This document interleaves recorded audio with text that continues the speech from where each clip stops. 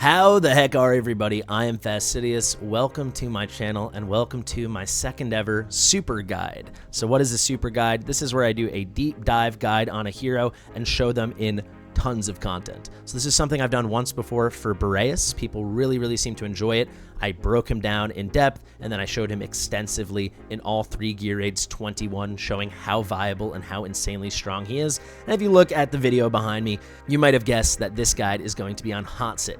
Also, an incredibly overtuned, amazing hero. At the time of filming this, she's coming on a banner tomorrow, but if you're watching in the future, she's what I would describe as an evergreen hero. Her kit is just super strong. I don't see her getting power creeped anytime in our near future. So I think a lot of this will hold up for a very long time.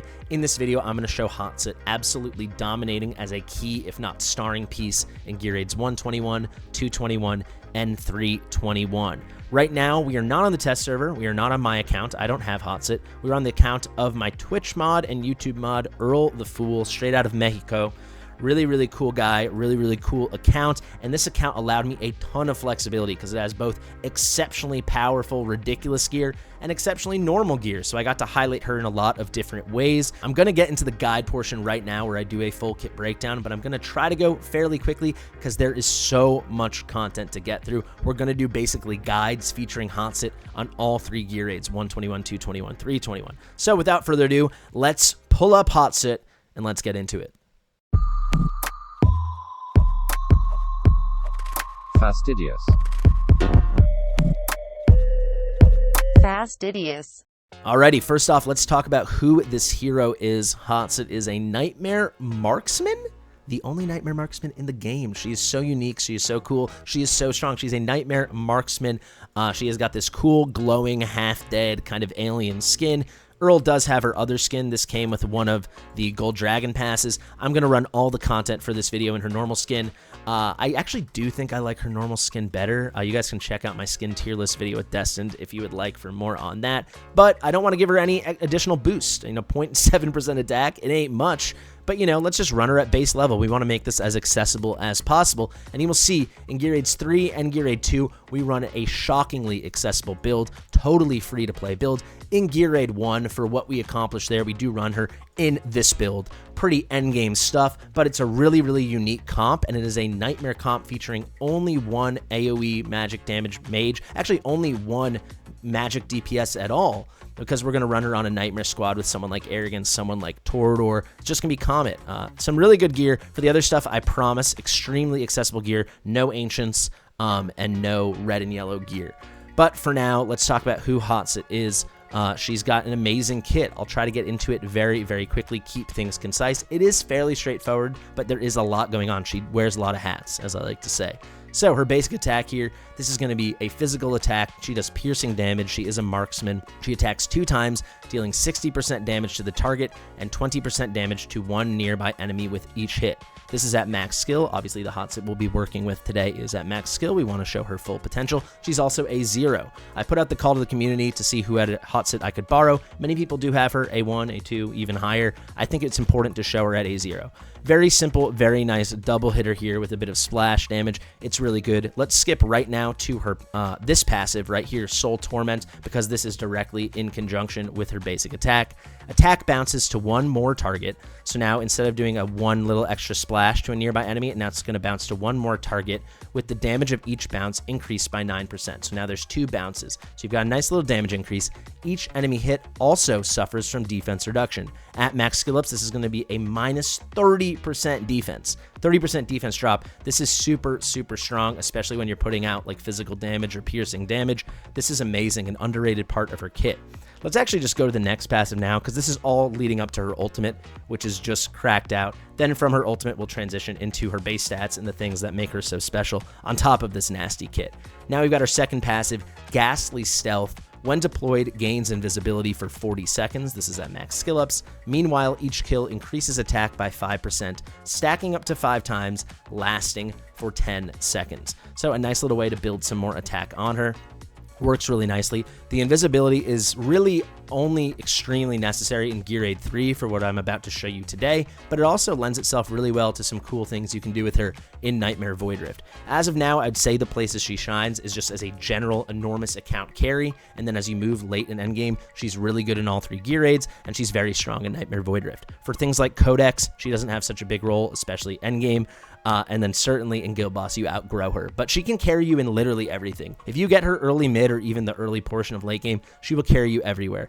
And that's largely because of her ultimate, which I think is a contender for the single best ultimate in the game. Let's talk about it. This is all at max skill ups. It is Ghastly Burst, deals damage up to 5 enemies nearby, dealing 230% AoE damage every 0.3 seconds, lasting for 4 seconds. That is crazy. Even if they're to round this down, right? In 3.9 seconds, that'd be 13 instances of damage at, oh my god, 230% AoE damage each one of those instances. Can I do this math in my head? I believe that would be 2,600 plus another 390. I believe, if I'm not mistaken, that is coming in at 2,960, which is just, oh no, 2,990. I have to do the math. All right, I had to check myself. 2,990, 2,990% damage. It's hitting 5 enemies. I mean, that is just an outrageous burst. This is what makes her truly evergreen. I mean, you cannot outgrow an ability this strong. If we get to a point where this ability has been power crept and made Hattsut average, something crazy has happened in the game. That should happen years and years from now, if it ever happens at all. This, I mean, look at the animation over here. Normally, I don't point out these ultimate animations, but this is literally it. All the surrounding tiles, she just explodes, and it is crazy. You'll see her do tons of that in this guide. What you see that she does, especially in Gear Aid 2, it is just delete button. All right, on to the next. It is, she's a very good hero. She's a very good hero. Part of the reason she's a very good hero, besides that ridiculous kit, are her actual stats. So what's going on here? You can see she's got her base attack. That's 3,795, 3,795. Very solid for a marksman, but not crazy at all. You know, it's just a solid amount. But then things get a lot crazier. So Hattsut, as you just saw, does a big AoE burst move, a crazy AoE burst move. However, because everything else technically is single target that bounces around, they treat her as a single target marksman. What does that mean? Well, for that, I need to hop to the gallery and show you some marksmen in this game. Single target marksmen are people like Calypso. The standard for all these legendary single target marksmen is this is what their range looks like. I'll show you when it's at max level. It's this 4x3 rectangle of tiles and their 12 cost. These are the important things that you need to know, right? On top of that, they all have a standard 2.0 second attack interval. Let me show you 2 more examples just so you believe me. Let me pull up Hex, another single target marksman, 2-second interval, the same 3x4 range, and of course, only 12 costs. One more example, the best hero in the game when you get that Virna bond is going to be Silas. He is also exactly the same, right? 12 costs, a 2.2-second interval, and the 3x4 rectangle range. So why is this important?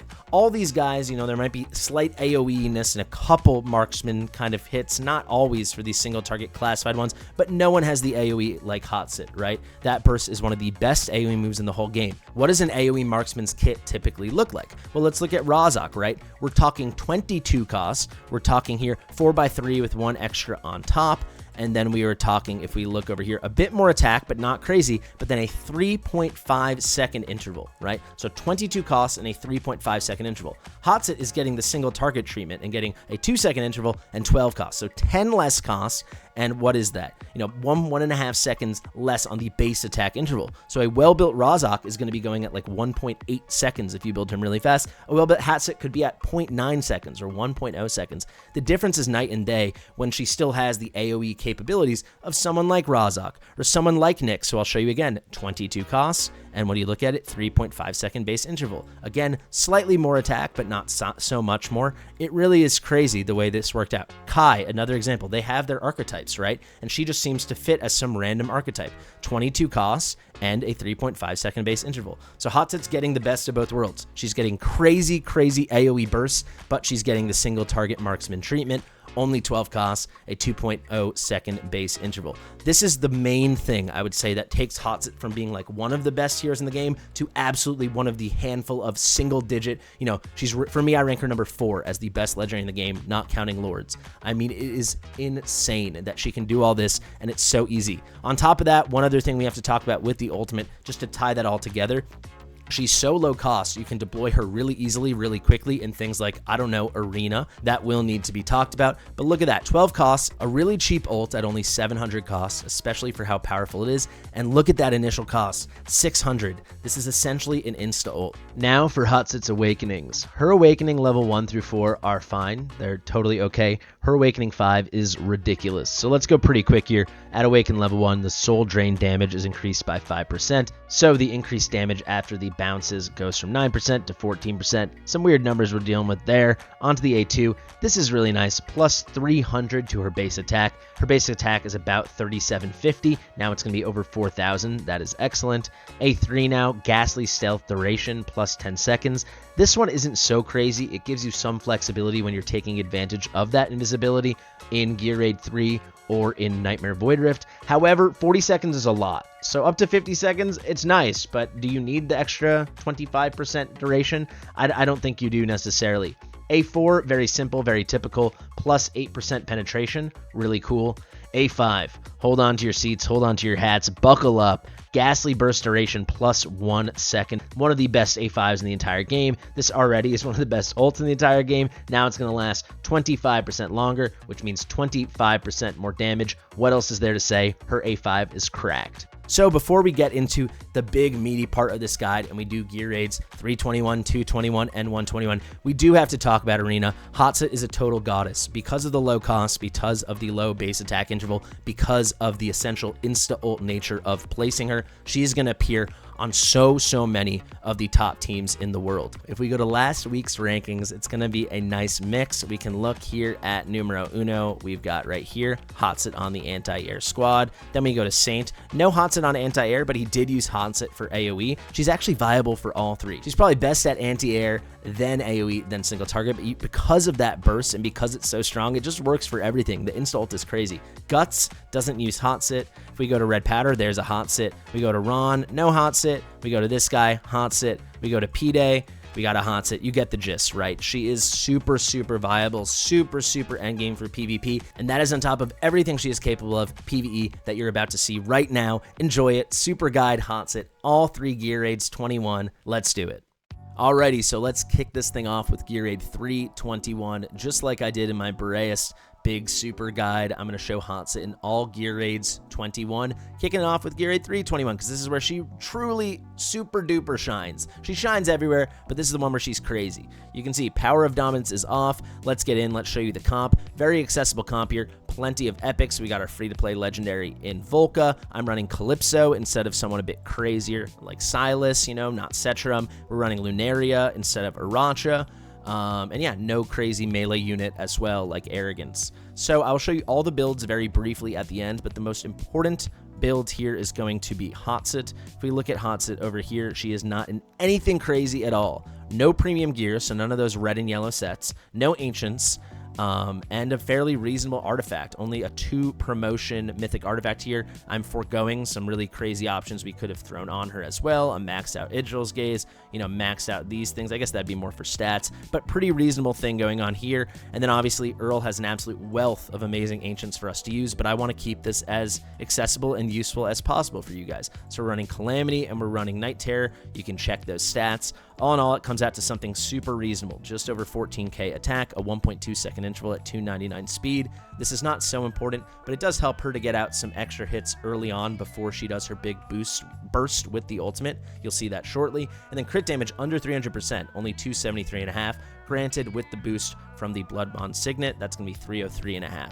I think this is super reasonable. Rage Regen over here can be ignored because as soon as her ult is finished, we always pick her up. She doesn't ever need to regenerate rage. She just gets redeployed a second time later on in the battle. Without further ado, let's hop on in and let's show what Hattsut is all about. I am going to treat this like a normal guide because I have to do the run anyway, but let's really put our focus on Hattsut because she's going to be the star of the hour. So we place Dallin, she's here for cost generation. We place Dolores, she's here for Dolores things, aka inspiration. We place Dolores first because I want to get her ult up and loaded so I can get one ult up before I pick up Laurel later on to give big rage boost. Otherwise, all the rage she'd be generating now would be wasted. So now we place Idril. We wait. We're going to get a big cost surge in a second from Dallin. It happens about, I don't know, 85% up on her rage. So there we go. Let's place Laurel. Before we pick her up, we trigger Dolores. Now we pick up Laurel. Now we trigger Idril. Let's get Calypso down, and now Autumn. Kind of off to the races now. We can throw this thing on 2x.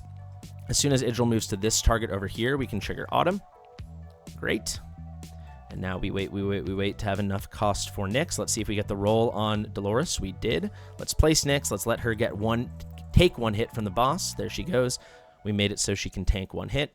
Now we're going to place Lunaria. Lunaria is literally here just to buff Nyx with Invig, as you can see. Lunaria is actually only wearing Invig and no left side gear. She's going to get one shot by the boss. So here's a little general Gear Aid 3 trick. When the boss goes to hit Lunaria, pick her up while the shot is coming. This is just going to give you a little burst of cost that can help you, because, you know, cost can get really tight here. So here the boss is going now, lining up to shoot at Lunaria.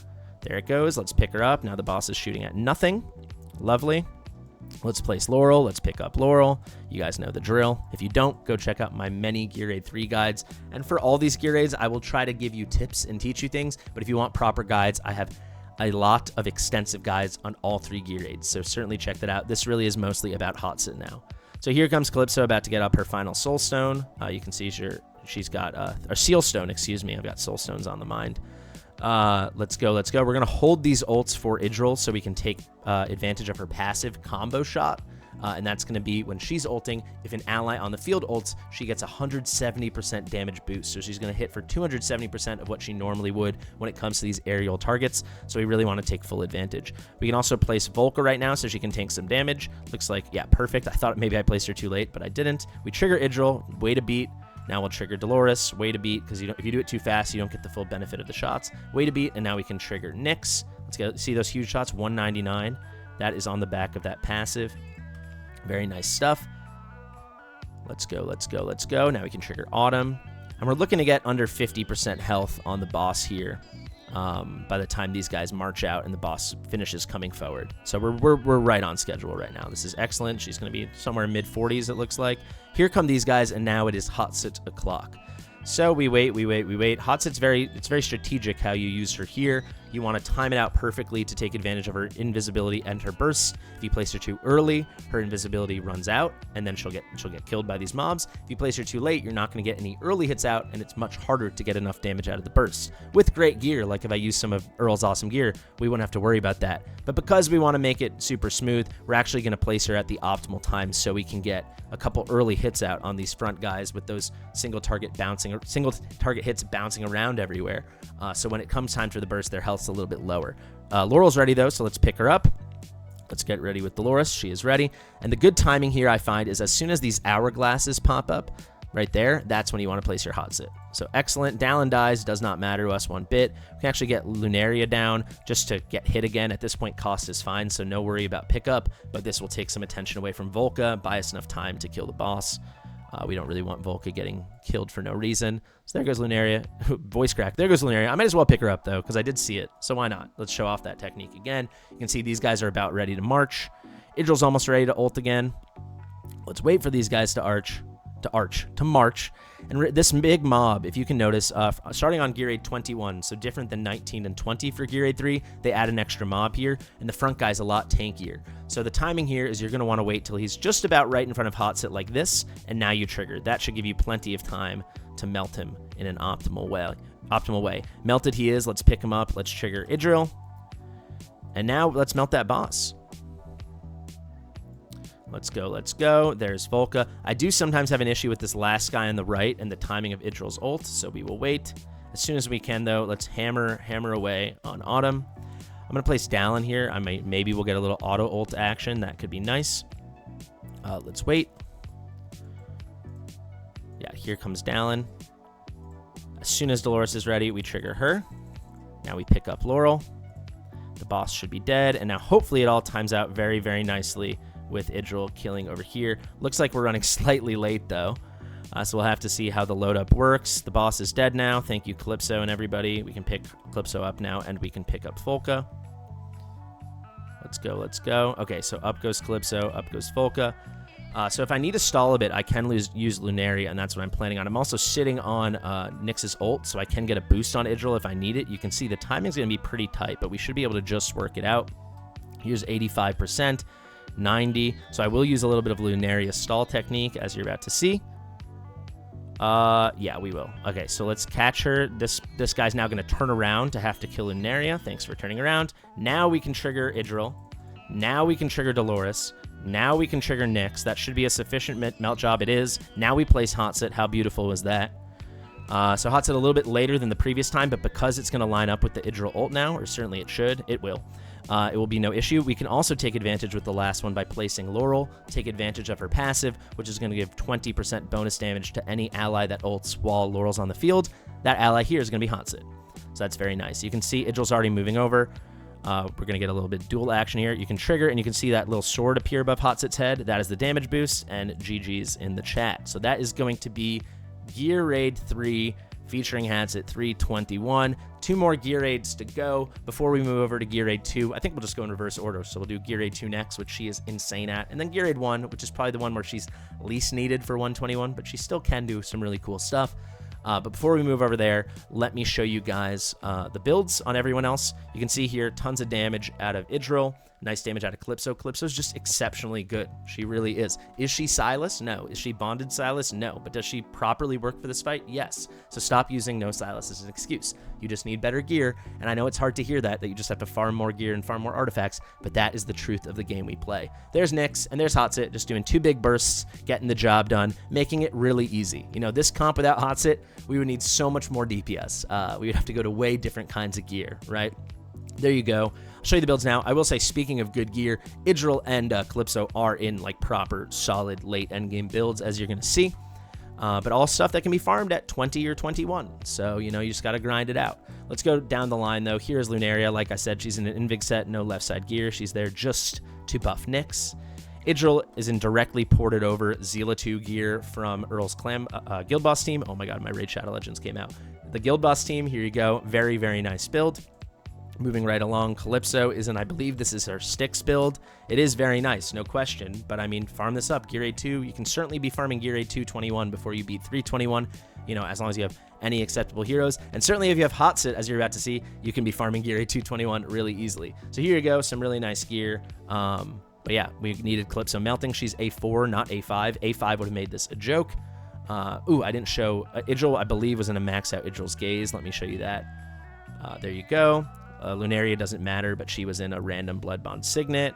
I believe we also have a Nether Messenger. Yes, a Spirit Siphon here, 3-star promotion on Calypso. Right down the line for Artifact, we have a 2-star Sharpshooter Crest on Nyx. You can see for gear, Broken Set on the right, crit damage here. We're just going for high attack speed, crit capped, and then as much crit damage with a decent amount of attack that we could get on. Pretty solid. You could go for way less crit damage here and just get more attack. I normally do attack bonus, attack speed, attack bonus. So you can see we went crit damage on that one. I didn't want to move all his gear around. I've already destroyed this account enough, as Earl's going to see when I'm all done. Here's Autumn. She's just in an Invig set with any form of tankiness, getting the buff on Calypso. She's in a Tumultuous Horn promo level 2. Even base promo is super fine for what we were doing. Here's another Invig set on Laurel. You can see this is like his Guild Boss build with a lot of rage regen and attack speed. Does not matter. She's just going for the talent. Put her down, pick her up, get that 50% rage restoration. I will highlight this, though. This is the symbiotic power. That is the 20% damage increase I described at the end of the fight. Moving along, we've got Dolores in a pretty solid, nice Invig Dolores build. So attack bonus, flat attack, so on and so on. Get used to it. You'll see her, I think, on all 3 of these gear raids. Here you are. Here you are. 2.6. And yeah, pretty solid. If we go to Artifact, she's in the Keen Wisdom, the Maw Bucket artifact, if you will, formerly known as Ancestral Teachings. Like I said, we directly ported over Regulus's gear onto Volca just so she could tank some hits. There's the HP. There is the defense. Too much defense. There's probably a defense main here, I would guess. Yes, the 2 of them. These could be replaced with HP. That would be even better. Then it wouldn't have been so hairy in the end. This was just for base stats. I just put a random mythic artifact on her. If we go now to Hattsut, you've already seen it. There's the beauty. And finally, Dallin really doesn't matter. Just wanted her in an Invig set. Not because she places Invig, but just so the Invig bonus doesn't get placed on her. So that's why she's in that. And Dallin, just make sure you don't have to make sure. This works without skill ups, but this is best with skill ups. I'd say without skill ups, I'd go Narvi over Dallin. But if you do have Rebel maxed out, definitely go for Dallin. That's Gear Raid 3, guys. On to Gear Raid 2. Alrighty, friends, so 1 Gear Aid 21 down, 2 Gear Aid 21s to go, 2 being the operative number here because we're in Gear Aid 2, 221. This one is going to be insanely easy. You know, I said Hattsut was a super duper shining star for Gear Aid 321, and she is, and largely because what she does, she is the best at it in the whole game. It's basically just her and Allura, and she's so much better than Allura, so she shines so bright. What she does here, though, she might still be the best at the game. Certainly she's one of the best. The only thing that makes her less special is a lot of heroes can do, you know, the middle tile bursts the way she's going to do it. You know, I'm talking Comet, Razak, Virna, Boreas, so many heroes, Maul. There's many heroes that are viable here, but she might be the easiest to use, and I do think she's got the lowest gear requirement. Her gear requirement is outrageous. Combine that gear requirement with the fact that she's only 12 costs. It's a huge AoE burst. She's got basically an insta-ult. I do think she's the best at this if you're just going for ease of use, by far. So what are we talking about here? We're going to be putting Hattsut on this middle tile, and she's going to be the burst goddess. Not much more to say. I will tell you she's in the exact same build you just saw her in. You could even scale this build back a bit more, I think, but I think this is more than fair already.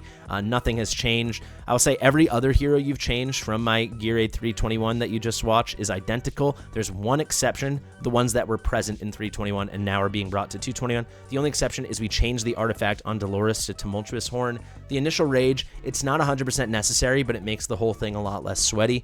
This works 100% viable at base promo. Actually, let's throw this on base promo. It's just going to make it really, really nice so she always lines up with Hattsut and there's no waiting involved. Aside from that, everyone else you previously saw is in the same gear. There's a couple new heroes you can see like Isolde, Wrath, Vortex, Decimus, of course, Gear Aid 2 King, Olog, and Baron. Almost all of them are in the most random normal gear you could ever find. I'll show you that at the end. Right now, let's head into it and let's do this amazing Hattsut stuff.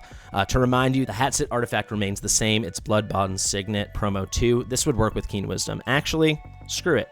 Screw it.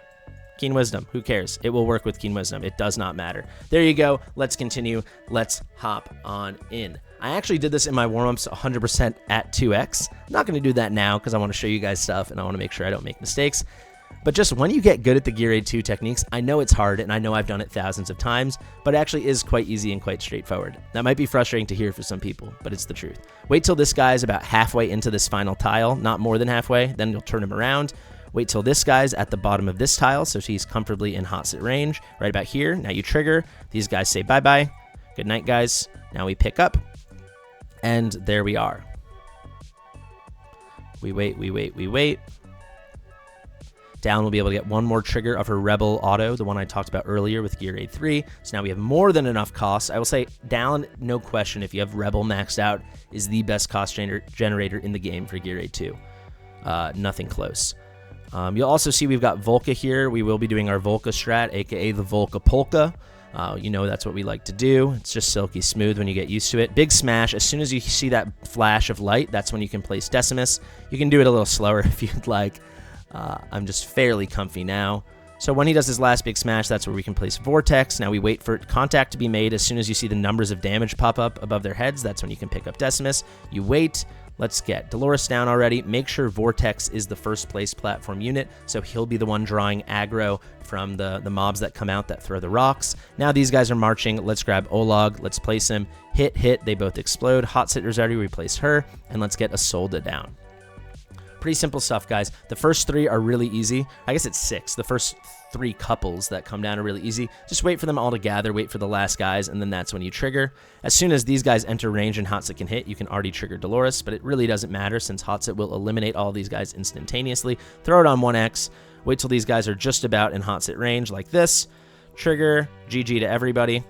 We can pick everybody up now. It's already over. It was over before it started, quite frankly. Hattsut is too good at this when you pair her with Dolores. You can see the insta-ult combined with the cheap cost. She's the ideal candidate, the ideal DPS candidate for the Polka. Let's wait till he does his Shriek. As soon as he does, we can place Baron. Even while the animation's still going, we can place Baron and then Decimus. Keep it on 2x. Wait for one bout of contact. Then to be conservative when they get a little closer, we'll throw it on 1x with round 2 of this Running Man couple. You can click on, as soon as contact's made again and you see the numbers, you pick up Decimus. Wait a beat. Now you pick up Baron. Get ready with Dallin. Wait till these guys are kind of stacked on top of each other. Drop Dallin. Same thing over here with Wrath. One more moment. Now we drop. They're both dead. Now we wait, we wait, we wait. Let's wait for Vortex. He needs to be the first place platformer once again. Now we go tank, tank, and now we're just staring at Hattsut and Dolores waiting. We'll do Dolores first since she's going to take a little longer. So there's Dolores, there's Hattsut, and we're already kind of good to go. The fight's kind of already, again, it's over before it started. As long as you're smooth with it, Hattsut makes this so trivial. It's crazy. Of course, there's some gearing requirements on a couple people, but not much. Really not much. She makes it so easy. Knowing how hard this has been for me on some other accounts when I'm doing it with Maul or Razak or like a bad Comet or bad Virna, Hattsut is just mindless, man. Wait for these guys to get into view. Ooh, let's trigger Isolde before she gives us some big problem. And now they're all in range. Doesn't matter that Isolde died. We can trigger Hattsut. Let's start picking people up. GG's in the chat. I mean, it's just a delete button. It's an AoE delete button. There's nothing more to it. As soon as the streak's over and Baron is ready, we can place Baron. You can't place Decimus right away. You have to wait. So right when this guy's about to enter this tile here, he swings his arm forward. Now you let go with Decimus. That will give you enough time. And then this, you've seen it 3 times already. You do the same thing. As soon as he's about to make contact, you can click on with Decimus. Makes contact, the damage numbers appear above. You click off, wait for this guy to turn around, wait a beat. You see, now you pick up Baron. We wait, we wait, we wait. I'll do this nice and slow for everybody. Here's Dallin, and then we wait. Perfectly stacked. There's Wrath. Throw this thing on 2x. We're just waiting for Decimus to come back. Place him, hit number 1, wait for swing number 2. As soon as he does that, we can pick him up. Let him go red mode, let him get nice and angry. Throw it on 1x. As soon as he turns blue, we can start placing units. So let's go. Let's go. Let's go. Let's go. Very nice. Do not trigger Hattsut before Dolores is ready. You're just going to make the end of this fight much longer than it needs to be. We wait. I put Hattsut on the bottom and Dolores here, just so when we place Wrath later, he is also getting buffed by Dolores. He's not going to do much damage. I didn't give him such a build, but it's just going to make the end of the fight faster. Once you unlock Power of Dominance, you can go back in here and you know, kind of speed tune it a bit. As soon as Dolores is ready, you trigger. Now you trigger Hattsut, melty melt. We can throw this on 2x now. The fight's over. Wait for Wrath. You can put him here. Because of where we trapped him, he's just going to target Olag. Wrath will just get a little extra DPS out. Kind of good. We can even just, you know what? I could wait for Dolores, but just to make it go faster, if we trigger Hattsut, she'll still get some nice damage out. We might even get, we'll get one more rotation out. That's what I figured. I was about to say, let's throw this on 2x, but no, it's on 2x. It's just taking that amount of time. We wait. Keep in mind, Hattsut is wearing just a Keen Wisdom. There's really not much to this build. So she's at 270%, 73.5% crit damage, right?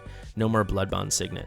Here we will wait for Dolores. Trigger, fight's over. And there is Gear Aid 2. Honestly, I've known it for a while. I've used Hattsut a ton for Gear Aid 2, much more than I do for Gear Aid 3. Quite frankly, most people that need me for takeovers don't have Hattsut for Gear Aid 3. But for Gear Aid 2, I would say she's the easiest to use. Whether you think she's the best, we can debate that. I think probably Boreas would be the best. We'll see post-nerf. Probably post-nerf he won't be just because the range will be limited, but he can just be killing mobs as soon as they exit the portal. But for ease of use, nothing comes close to how easy that is. I'm telling you, take my word for it. There you go. Gear Aid 221 in the books. And here are the other builds of the heroes that weren't featured in Gear Aid 3. I'll go really fast here. You can see Asclepius set. This is just for the plus 10% max HP. We got Immortal Warrior. Lots of blue here. We're just looking for some stats. 90k HP, 7k defense. You're looking for, like, the goal is always for me 80k HP, 7k defense. Artifact, we've got a, base promo Bastion Ring. Moving right along to the next. Vortex, I just used Earl's build here, really good. Asclepius, we got somehow tons and tons of attack speed without even running an attack speed amulet, largely because of this ancient piece here with attack speed. Really strong build. You can see almost 45k HP. 1.5 second interval, 56 heal effect. It's okay. It's plenty for this. You just want high attack speed, high HP. Base promo Taya's Balm. I threw that on just in case things got a little, dicey. They did not. Here you go. Broken set here. We're just looking HP bonus with defense bonus and flat HP whenever we can snag it. HP bonus, defense bonus, same deal. And again, we're looking for that 80k 7 and here 87, 8, and 7100. That's plenty. You've got a base promo North's Will. Super, super easy builds, right, guys? Decimus I never even checked. It doesn't matter. All I did was throw on a Rapidity set. Might as well get that cost down 1. All that matters is that this passive is maxed out, and you do have him promotion level 1. Literally, that is all that matters. You already know Dolores.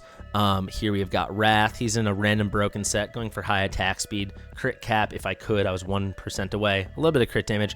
and then attack. It's not a crazy build at all. He doesn't really matter. He's just a lord for Hattsut, as you can see.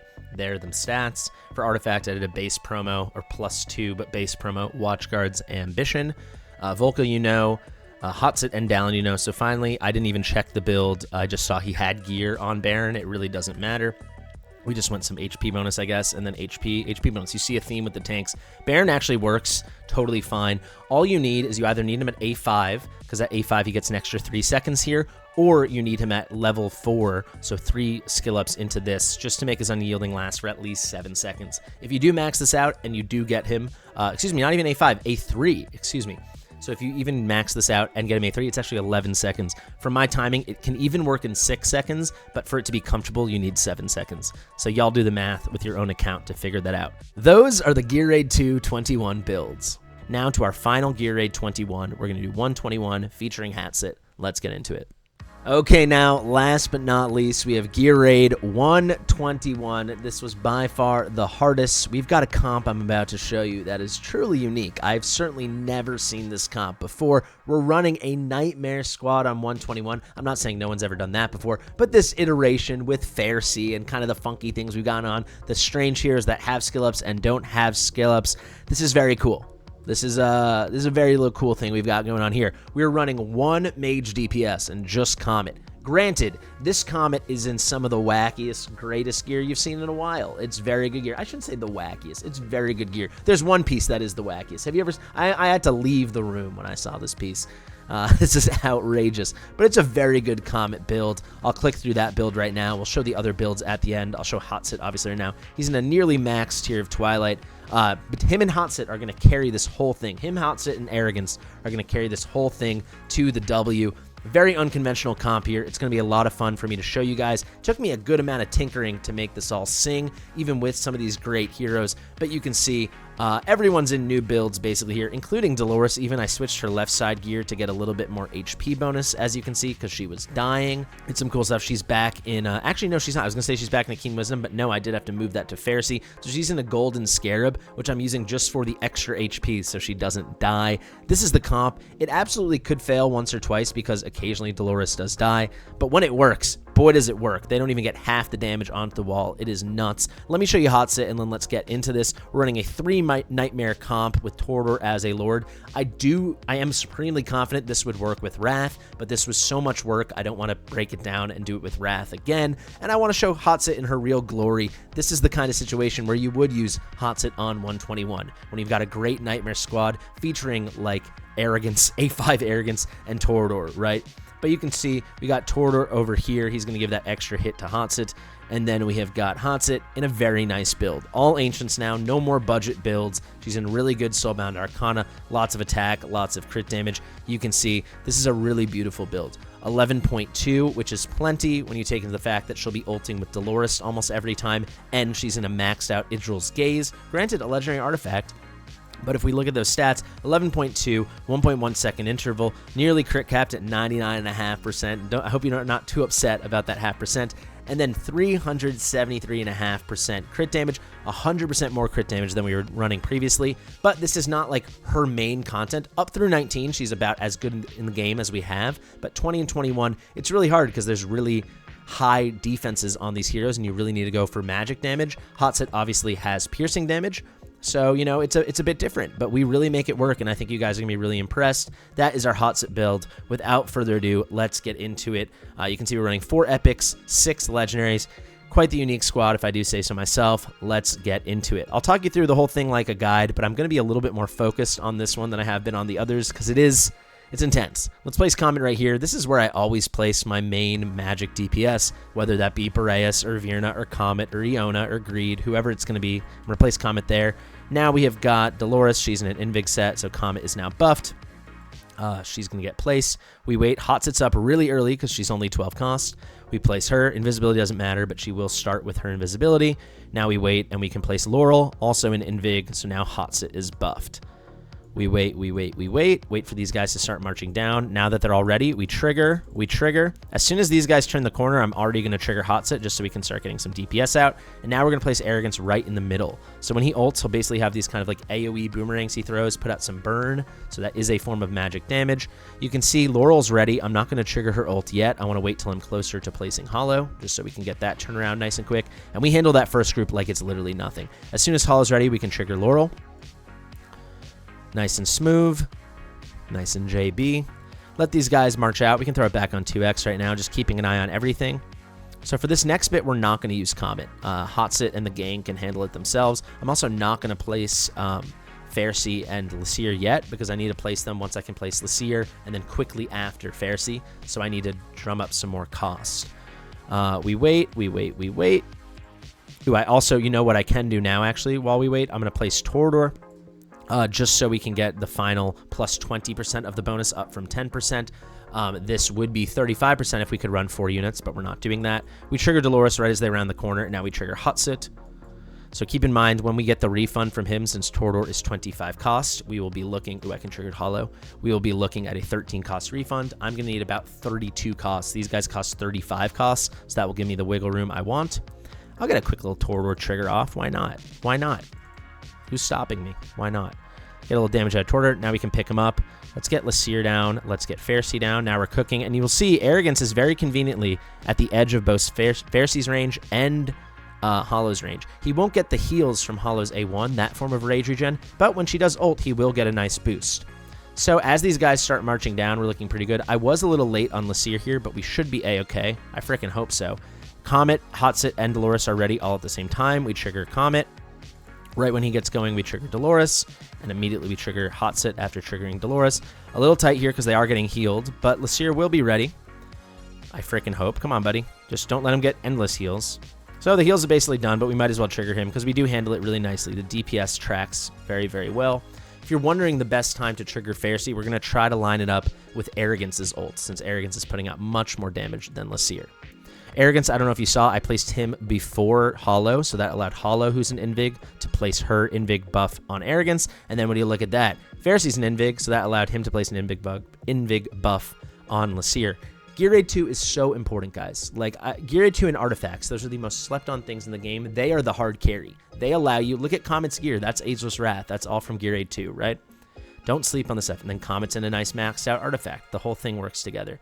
So these guys come out, you can trigger Hollow. But we're basically going to hold. We're not going to use Comet here. We can trigger Laurel as well. Comet's really saved for the big baddies that do the big damage against the wall. That's really when we need him. So you can see as Arrogance starts to ult, we can trigger Pharisee.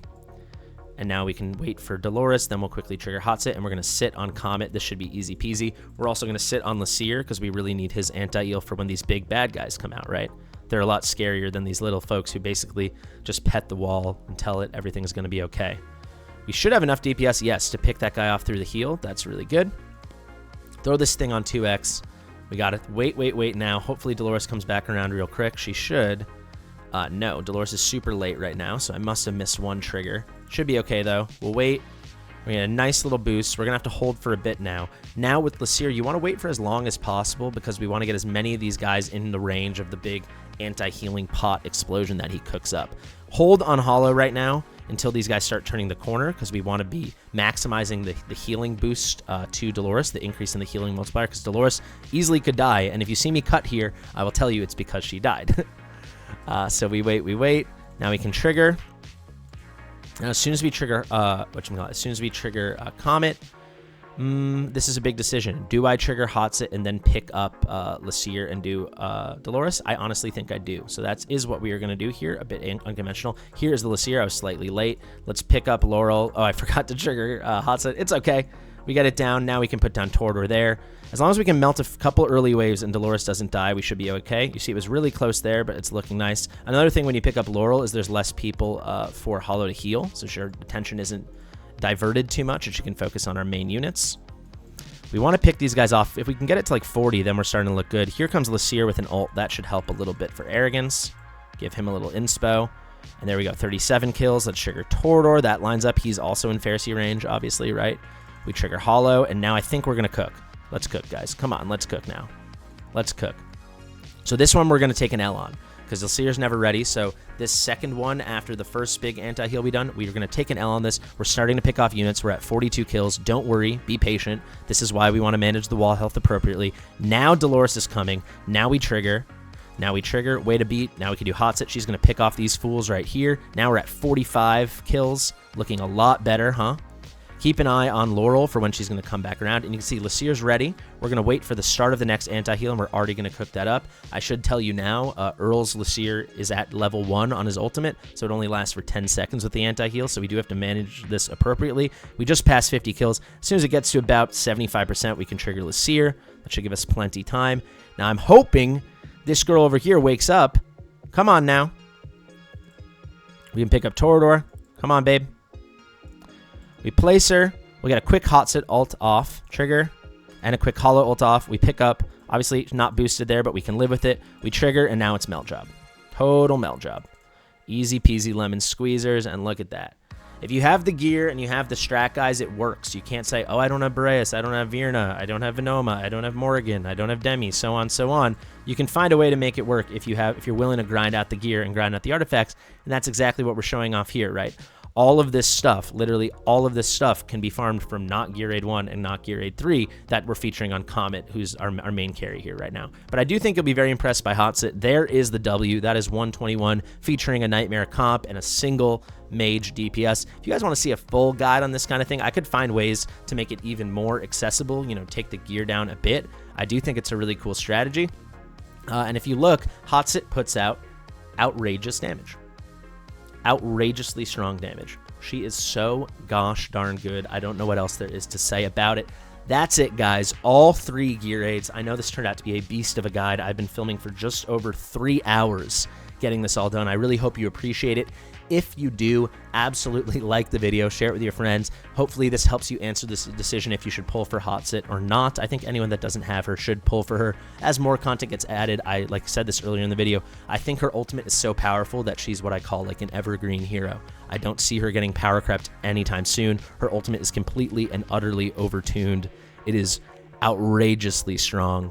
I'm hoping I get my hands on her this weekend, but if I don't, so be it. Also, if you're seeing this guide in the future after you pull the Hattsut, let me know in the comments and let me know if this helped you, if you're excited for the hero you just picked up. Share it with your mother. Maybe she'll pull a Hattsut, and I'll see you in the next one.